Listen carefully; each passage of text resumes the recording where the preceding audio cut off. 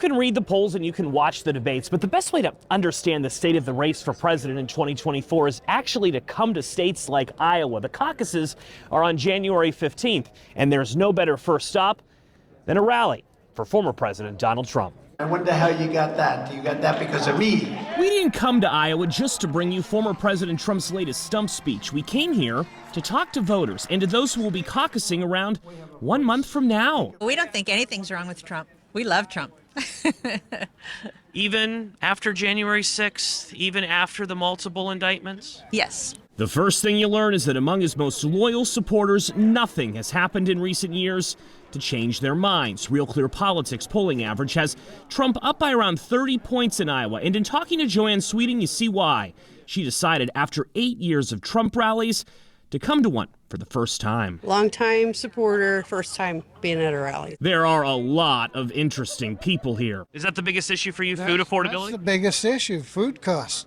If you don't eat, you don't survive. Rick Wenzel says the cost of food is motivating him, but the most interesting person we met is Joseph Pura. I voted for Joe Biden, so And now you're at a Trump rally.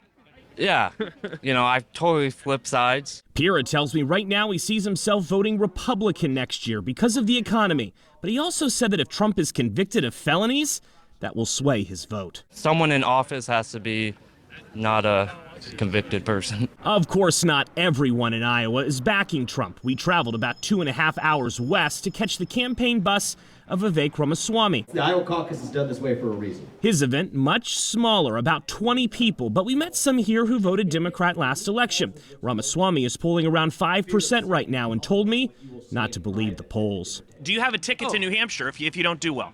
I don't have to win Iowa to win this race. Top 3 in Iowa easily puts us on the path we need to be on. If you're fourth in Iowa, though.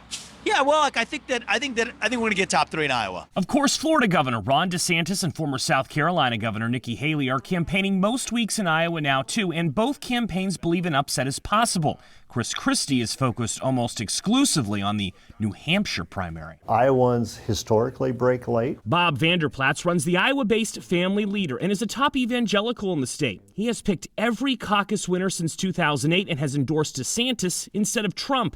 He believes an Iowa surprise is still possible. It will shock the nation. It may shock the world if Trump does not win the Iowa caucuses. I don't know if it's going to shock Iowa. Joe St. George, Scripps News, Des Moines.